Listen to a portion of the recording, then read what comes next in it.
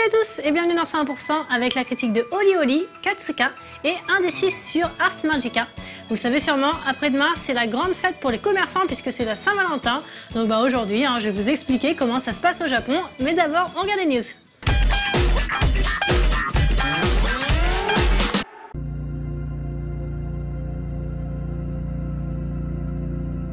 Nous avions déjà évoqué le très attendu Hyper Light Drifter il y a quelques mois. On aurait pu décider d'en reparler uniquement pour être sûr de ne pas oublier ce projet extrêmement alléchant qui réunit entre autres le développeur Technopence et le compositeur Disaster Peace sous la houlette d'Alex Preston.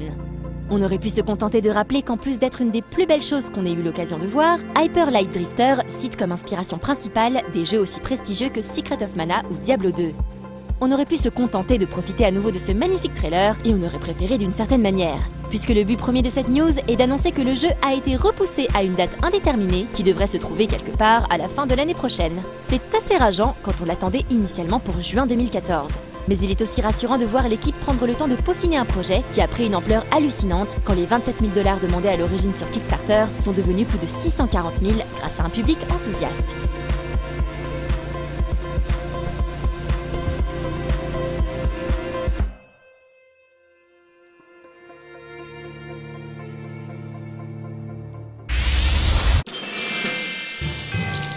Bonsoir, je me permets d'interrompre les news de 101% avec un peu d'actualité rôlistique, parce que le jeu de rôle, c'est bien. 2014 n'est pas une année comme les autres pour le jeu de rôle, puisqu'il s'agit du 40e anniversaire de Dungeons & Dragons.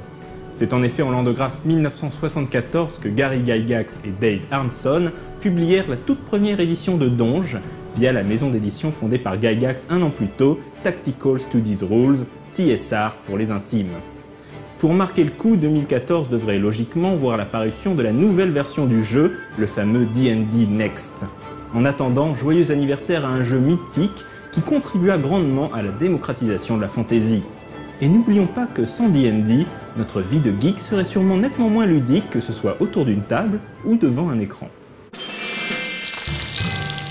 Je ne résiste pas à l'envie de vous montrer le magnifique écran du maître de jeu de Shadowrun 5 avec une somptueuse illustration de Victor Manuel Leza Moreno représentant le légendaire club Dante's Inferno de Seattle. Puisqu'on parle d'écran de maître, celui de Ryu Tama, l'un de mes coups de cœur de 2013 en matière de jeu de rôle, est désormais disponible. Et il est évidemment trop choupi, même si le style graphique est un cran en dessous des magnifiques illustrations du livre de base. Vous le savez, le financement participatif est à la mode et de nombreux jeux de rôle y ont recours. C'est le cas de Shan Renaissance, nouvelle édition du jeu de rôle exotique et atypique créé par Igor Polushin et originellement publié en 1996 par Halloween Concept. Si vous vous sentez l'âme d'un mécène et que vous voulez aider les populations d'Eos à résister à l'envahisseur humain, n'hésitez donc pas à faire un tour sur shan-rpg.com. Et toujours sur le thème du crowdfunding, mentionnons également que Hearthstone, un jeu dont on a déjà parlé dans un des 6, cherche de quoi financer sa 4e édition sur Kickstarter. L'équipe de rédaction promet un allègement du système de jeu et surtout l'avancement de la timeline de l'univers qui était resté figé depuis les années 90.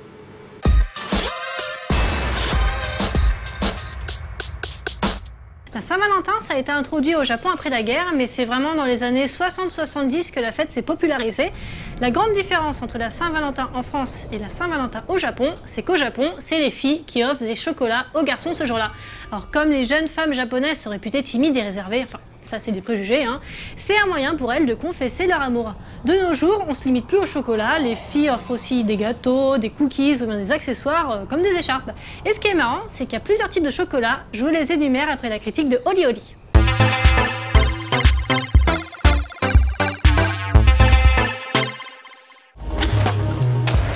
Avant d'entamer véritablement cette critique, convenons ensemble d'une petite chose.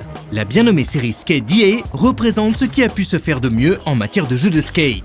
Voilà, conservez cette information, elle nous resservira plus tard. Maintenant, convenons d'une autre petite chose qui pourra peut-être paraître surprenante à ce moment de la critique. Oli Oli est un très bon jeu. Sous la forme d'une sorte de runner arcade, très exigeant, il promet un bon paquet d'heures de jeu à quiconque sait s'émouvoir du gros score. Joli sous ses dehors rétro, accessible mais pointu, carré, bien fini, fourni en contenu, pas très cher, il réunit bien assez de qualité pour accéder au rang d'incontournable à l'heure actuelle sur PS Vita pour tous ceux qui ne sont pas absolument réfractaires au genre. Les autres y trouveraient une magnifique occasion de s'y convertir.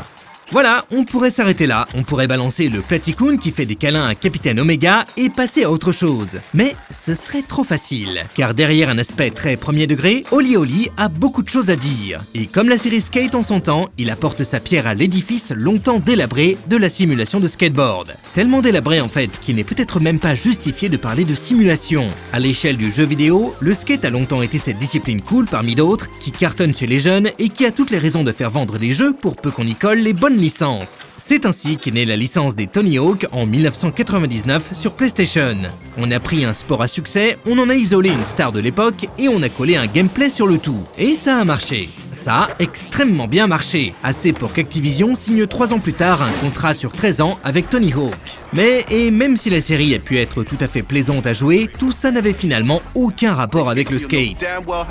Dans la saga Tony Hawk, le skate est un habillage, une simple ambiance qu'on a posée à grand renfort de skateurs connus et de sponsors éloquents. Mais rien dans le gameplay des jeux n'était capable de rappeler le skate en particulier. Le fait qu'une combinaison de touches particulières y déclenche un heel flip relevait quasiment du hasard. Cette même combinaison aurait tout aussi bien pu provoquer un dribble, un service lifté, un saut périlleux ou un entrechat, ça aurait été strictement pareil.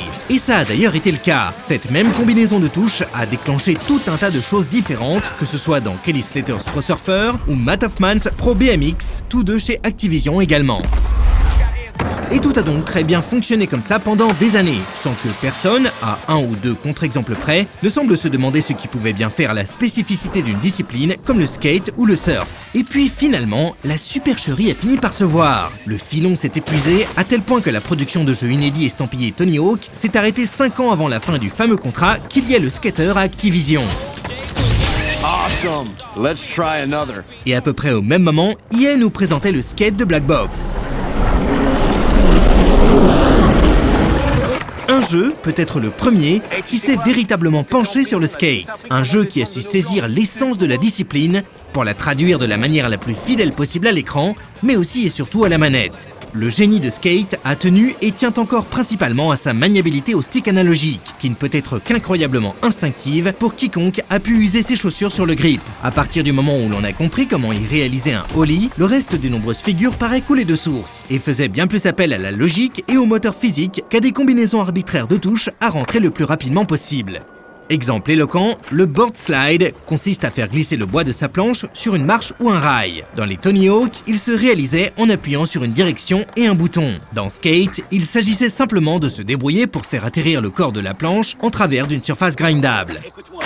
Ça paraît évident, mais Skate est peut-être le premier jeu à avoir vraiment voulu nous faire pratiquer le skateboard manette en main. Il a remplacé du mieux possible les jambes par les pouces et nous a placés dans la peau d'un skater, avec ce que ça implique en matière de sensations, de plaisir acquis, mais aussi de choix à faire ou de problèmes à résoudre. Skate est une révolution à l'échelle du jeu vidéo de skateboard, et on pleure amèrement l'arrêt de la série.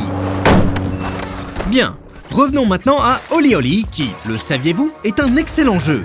Comment peut-il venir s'inscrire dans la lignée des Skate d'EA alors qu'il n'est de prime abord qu'une espèce de canabalt à roulettes? C'est vrai, on y dirige un skater qui doit se frayer un chemin en enchaînant les figures à travers 50 courts niveaux en 2D divisés en 5 environnements et 2 difficultés. Certes, le tout est très fun, très agréable et difficile juste comme il faut. Mais de là à, je cite, apporter sa pierre à l'édifice délabré de la simulation de skateboard, tout de même. Et pourtant, pour comprendre en quoi ce peut être en réalité le cas, il faut s'intéresser un minimum au skate et à la discipline qui lui est associée. Le skateboard, diront ses pratiquants, est affaire de technique, d'entraînement, de vitesse, de style ou encore d'adrénaline bien entendu. Mais il est aussi, et c'est important, affaire de fluidité, de liberté et de créativité. Il est ce moyen de locomotion merveilleux qui permet, pour peu qu'on le maîtrise correctement, de s'approprier à peu près n'importe quel lieu pour en faire son terrain de jeu et d'expression. Quand le citoyen moyen voit un banc, un trottoir, des escaliers, une rampe, une sculpture ou encore un plan incliné, le skater voit autant d'outils à utiliser, dans l'idéal à la suite et sans interruption. Il est important de bien concevoir cet espace d'idéal que peut représenter pour un skater la ligne infinie. Cet enchaînement ininterrompu de figures utilisant sans distinction tout élément se trouvant sur un trajet prédéfini ou non. Mais tout ça n'est évidemment possible qu'à condition d'avoir beaucoup travaillé son aisance, ses mouvements, son équilibre ou encore son timing. En nous présentant des environnements urbains à chemins multiples et remplis d'objets de la vie courante, Oli Oli réveille déjà plusieurs aspirations évoquées plus tôt. Il nous offre une certaine vision fantasmée de la ville et de ses environs. Pas de skatepark, ni même de rampe ici, et nous laisse la liberté d'en user comme on veut, en nous permettant par exemple d'atteindre la ligne d'arrivée par les airs et une série de grinds bien placés, ou par le sol en négociant chaque obstacle, ou voler de marche correctement. Le tout de la manière la plus fluide possible, puisque chaque figure enchaînée sans toucher le sol rapporte de plus en plus de points, et en tâchant de remplir une série de 5 objectifs par niveau, qui peuvent aller d'un nombre de points à atteindre à des figures précises à réaliser, en passant par des chemins précis à emprunter. Liberté, créativité, fluidité, on y est. Mais la véritable force d'Oli Oli, le petit détail qui finalement change tout, se trouve dans le replaquage. Par replaquage, on désigne en skate le fait de retomber correctement sur sa planche après une figure tout simplement. Dans la plupart des jeux de skateboard jusqu'ici, skate y compris, le replaquage était géré de manière automatique. Dès lors qu'on avait eu le temps de finir une figure en l'air et qu'on retombait dans le bon sens, le trick était validé, les points encaissés. Ici, ce n'est pas le cas. Chaque saut doit être replaqué manuellement, que ce soit en pressant une touche pour une réception au sol, ou en inclinant le stick gauche qui sert déjà à exécuter les figures dans le cas d'un replaquage en grind. Et tout ça est soumis à un timing strict qui dit qu'on gagnera des points et de la vitesse s'il est bien respecté, ou qu'à l'inverse, on en perdra, voire tombera carrément en cas d'erreur. En sachant d'une part que la finalité du jeu reste dans le score et d'autre part qu'un niveau devra être recommencé en cas de chute, le replaquage apparaît ici comme tout à fait crucial. Aussi crucial que lorsqu'on a vraiment les pieds sur une planche en tous les cas. Et ce principe, qui pourrait paraître anecdotique aux béotiens, fait en réalité toute la différence. Surtout lorsqu'il prend tout son sens dans deux modes qui représentent chacun un aboutissement logique du jeu. Il y a le mode grind quotidien d'abord, qui permet de s'entraîner autant que voulu sur un spot différent chaque jour, pour ensuite tenter de valider un seul run pour enregistrer son score sur des leaderboards mondiaux. Et on parle bien d'un seul run, ou plutôt d'une seule tentative. C'est-à-dire qu'indépendamment de tous les exploits réalisés en entraînement, il reste tout à fait possible de chuter dès le premier saut du run définitif et de valider un score abominable de 0 points.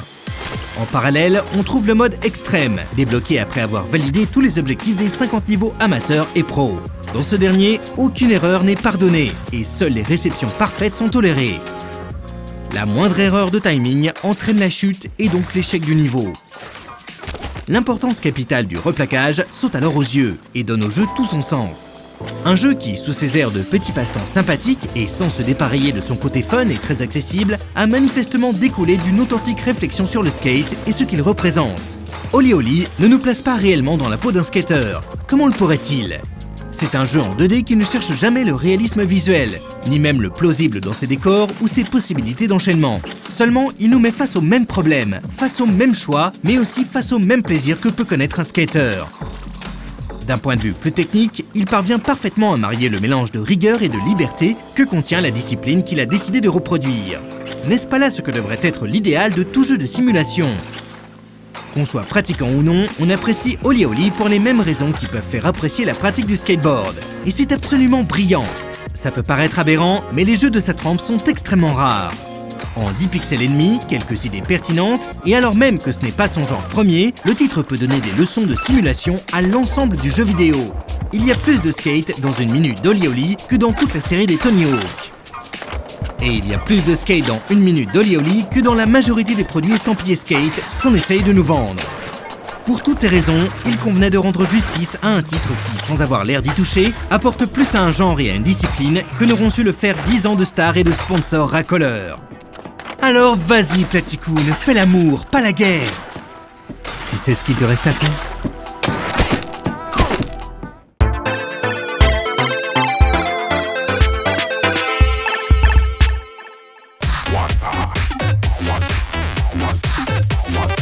À la base, la Saint-Valentin, c'est une occasion pour les filles de déclarer leur amour. Et dans ce cas, le chocolat qu'elles offrent s'appelle le Homemade Choco. Homemade, ça veut dire l'élu du cœur. Donc ça veut dire qu'il y a plusieurs types de chocolat et qu'il faut faire attention. Si vous en recevez d'une japonaise ce jour-là, ça ne veut pas forcément dire qu'elle vous fait une déclaration, en particulier si vous travaillez dans la même entreprise, parce qu'il existe aussi le Gilly Choco. Gilly, ça veut dire obligation, devoir. Et ouais, il est fréquent que les filles offrent des chocolats à leurs supérieurs et à leurs collègues masculins comme signe de reconnaissance sans que ça ait de connotation amoureuse. Bon, bien sûr, elles n'en offrent pas à tous les hommes de l'entreprise, seulement à ceux avec qui elles doivent entretenir de bonnes relations professionnelles. Mais vu la mentalité japonaise, ça doit être un vrai casse-tête de jauger à qui il faut en offrir et il faudrait pas en froisser certains, quoi. Et puis en plus, ça doit revenir super cher. Donc bah voilà, première différence entre Handmade Choco et Gilly Choco. Il y a d'autres types de chocolat que je vous présente après Katsuka.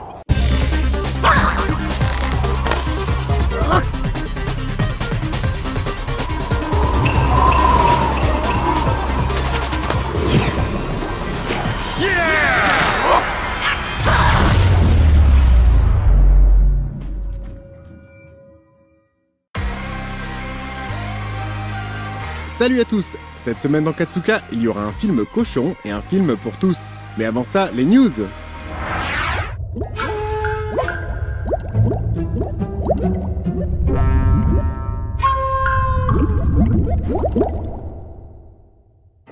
J'avais juste envie de vous montrer l'affiche américaine d'Ernest et Célestine qui sort dans les salles fin février aux USA. Le film est en finale pour les Oscars et j'ai envie d'y croire. J'en profite également pour signaler la sortie cette semaine en France d'un livre Making of aux éditions de l'Œil intitulé Ernest et Célestine et Gabriel et Benjamin et Didier et Daniel et les autres.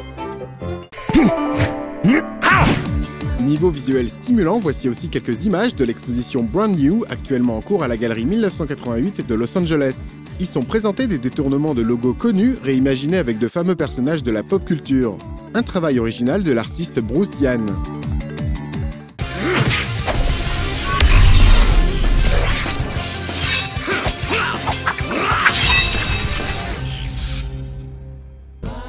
Quand le réalisateur de Mind Game adapte un manga de l'auteur d'Amer Béton, forcément je vibre. Et ce sera le cas en avril dans la case Noitamina de Fuji TV avec une série réalisée par Yuasa Masaaki d'après le manga Ping Pong de Matsumoto Taiyu. Voici un petit teaser.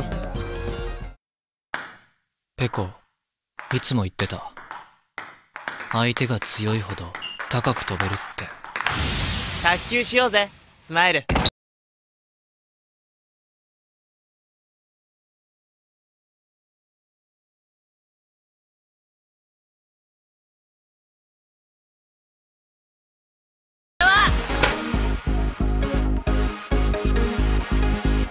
飛べる？飛ぶ。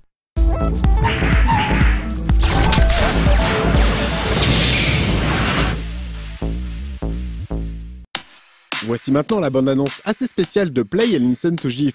En gros, il s'agit d'une sorte de clip qui peut être vu sous forme de GIF animé accompagné de musique sur le site playandlistenToGIF.com. Un projet porté par le musicien Sébastien et réalisé dans le cadre du salon de mode professionnel Who's Next qui s'est tenu à Paris fin janvier et dont le thème était le jouet. Le collectif réalisateur Dents de Cuir a donc choisi de s'amuser à détourner de vieux jouets bien connus avec des FX animés par un autre collectif, Seven, dont j'avais déjà parlé pour leur clip The Greeks, This Tropical et Brother de Stuck in the Sound. 3, 2, 1, 0.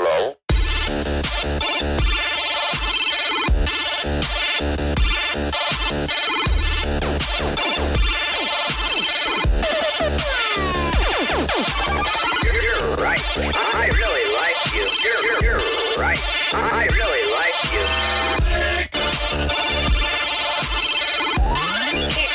you.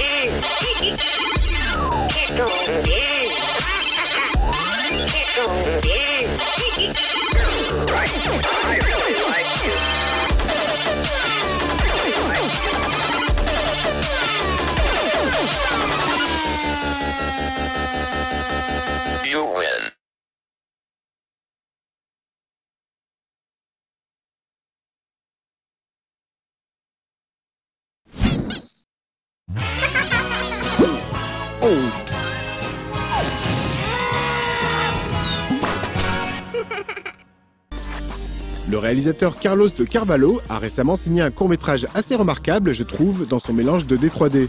Le film se nomme Juste de l'eau et prend place à Lisbonne avec le retour de grands explorateurs qui sont ici des cochons. On y suit l'un d'entre eux qui semble un peu perdu, sa solitude étant sublimée par une mise en scène jouant remarquablement sur les cadrages et les échelles. En bref, une belle rencontre entre le sens de la 3D et de l'illustration.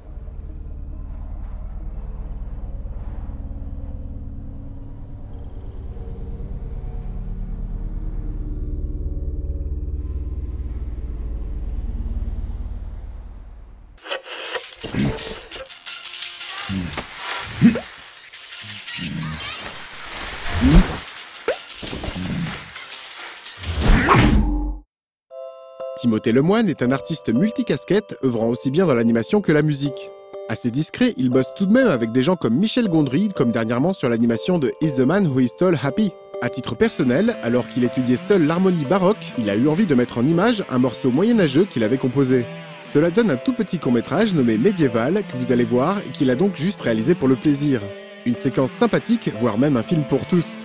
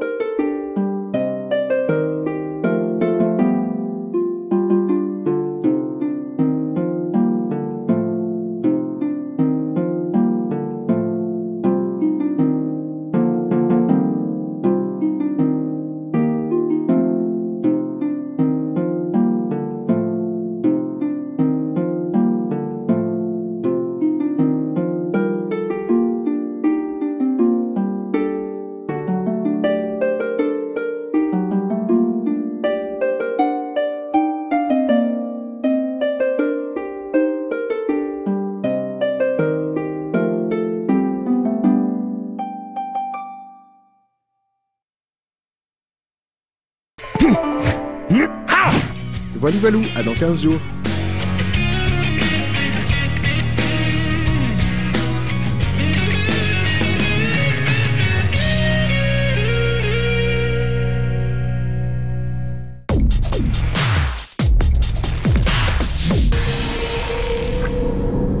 Après le Handmade Choco, le chocolat qu'on offre à son amoureux, et le Gili Choco, le chocolat un peu obligé de reconnaissance, il y a aussi le Tomo Choco. Tomo, ça veut dire ami, donc le Tomo Choco, c'est le chocolat qu'une fille va offrir à un ou une amie. Enfin, ça se fait surtout entre filles par peur de malentendus, même s'il peut y avoir des malentendus entre filles. Il existe aussi le Gyaku Choco. Gyaku, ça veut dire inverse, inversé. Donc, c'est le chocolat qu'un garçon va offrir à une fille le jour de la Saint-Valentin. Et le meilleur pour la fin, le Jiko Choco. Alors, Jiko, ça veut dire soi-même. Donc, c'est le chocolat qu'on s'offre à soi-même, le petit plaisir personnel. Allez, on termine avec un des 6 sur Ars Magica.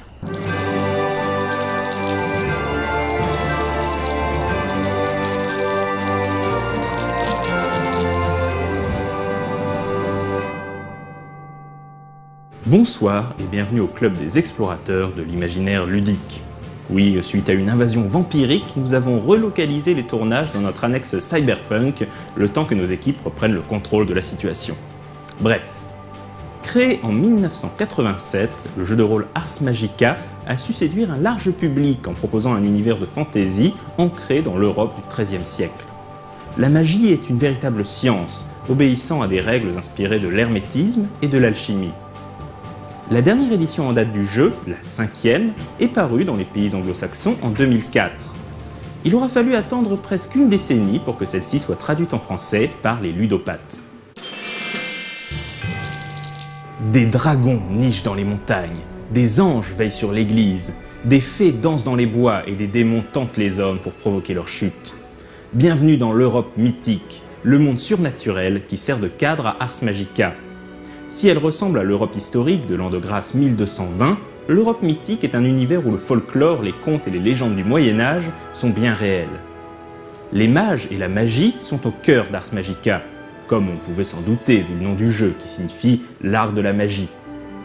Ces mages appartiennent à l'ordre d'Hermès, une organisation s'étendant sur toute l'Europe mythique et même un peu au-delà. Rassemblant 1200 mages, l'ordre d'Hermès ne craint aucune autre puissance, si ce n'est celle de Dieu. L'ordre est scindé en 13 tribunaux qui se partagent le continent. L'ordre d'Hermès fut fondé par un mage légendaire, Bonisagus.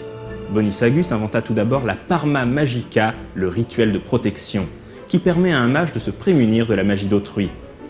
Alors que jusque-là chaque détenteur du don de la magie se méfiait des pouvoirs des autres mages, la Parma Magica leur permettait enfin de se rencontrer et de se parler sans crainte pour leur vie.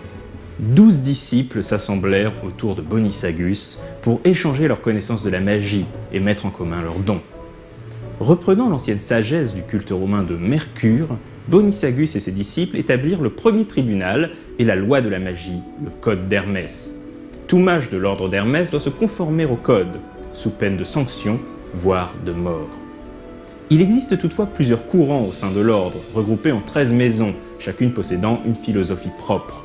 Mais même si le code d'Hermès permet aux mages de coexister, les rivalités entre maisons demeurent, et les mages sont souvent considérés comme dangereux par les pouvoirs politiques et religieux qui gouvernent l'Europe mythique. Les joueurs d'Ars Magica incarneront des mages de l'ordre d'Hermès, mais pas uniquement. On pourra également choisir d'incarner un simple servant, appelé un grog, ou un compagnon. Ces personnages sont de niveaux de puissance différents, ce qui permet de jouer des aventures aux enjeux proportionnels. Ce qui, pour un simple servant, constitue une tâche ardue, n'est rien pour un compagnon habile, mais ce qui semblera mortel à ce dernier sera dans les cordes d'un mage.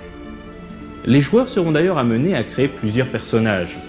Lorsque le mage est accaparé par une expérience pendant des mois, le joueur basculera par exemple sur un compagnon le temps de quelques aventures.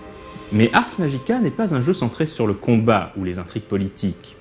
En fait, il mélange tous ces aspects autour d'un concept fort, celui de l'alliance.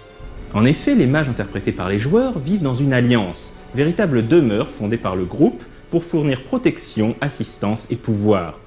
C'est au sein de cette alliance que vont se construire les précieux laboratoires, au centre de l'existence des personnages. L'alliance peut être n'importe quoi, une forteresse, une grotte, un arbre gigantesque dans une forêt ensorcelée ou une bulle d'air sous les eaux. En fait, elle constitue quasiment un personnage à part entière, à développer, défendre et agrandir au travers des diverses époques de sa vie, découpées en 4 saisons, le printemps de l'ascendance, l'été de la pleine puissance, l'automne du déclin et l'hiver de la mort. Pour résoudre une action dans Ars Magica, on additionne un des 10, une caractéristique et une compétence. Le total doit atteindre un seuil de difficulté choisi par le MJ. Mais le plus intéressant est bien évidemment le système de magie, offrant beaucoup de souplesse et de liberté, et qui est d'ailleurs souvent considéré comme l'un des plus intéressants que l'on puisse trouver dans un jeu de rôle. Lorsqu'un personnage veut lancer un sort, il va combiner le résultat d'un des 10, un verbe appelé une technique, et une composante appelée la forme. Le total doit atteindre un seuil de difficulté fixé par les conditions. Les techniques sont au nombre de 5. Creo, créer, Intellego, percevoir, Muto, transformer, Perdo, détruire et Rego, contrôler. Quant aux formes, elles sont au nombre de 10, comme par exemple Aquam, l'eau, Herbam, les plantes, Corpus, le corps, ou Mentem, l'esprit. Il est donc possible d'improviser des sorts en combinant ces ingrédients. Par exemple, Perdo Corpus pour lancer un sort destiné à blesser un humain, Muto Aquam pour changer l'eau en vin, ou Creo Ignem pour allumer un feu. Les habitués du monde des ténèbres ont sans doute remarqué les parallèles entre Ars Magica et Mage l'Ascension. C'est normal, car à une époque les deux jeux étaient édités par White Wolf, et Mage l'Ascension se voulait le pendant d'Ars Magica à l'époque moderne. Mais si Ars Magica s'est depuis désolidarisé du monde des ténèbres, quelques clins d'œil demeurent. Mais pour en revenir à cette 5e édition, il s'agit probablement de la version la plus aboutie du jeu, et donc un jeu à ne pas manquer pour tous ceux qui souhaitent mettre la pratique de la magie au cœur de leur partie, et qui souhaitent que le jeu de rôle ne soit pas seulement une aventure épique, mais aussi une quête philosophique, sociale et intellectuelle. Quant à moi, je vous dis à dans 2 semaines, et d'ici là, Intellego Imaginem.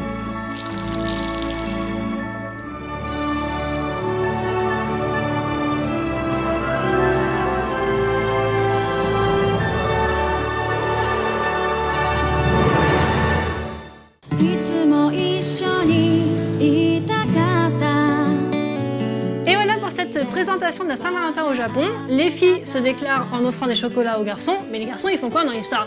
Et ben eux ils sont censés répondre le mois suivant, le 14 mars, le White Day.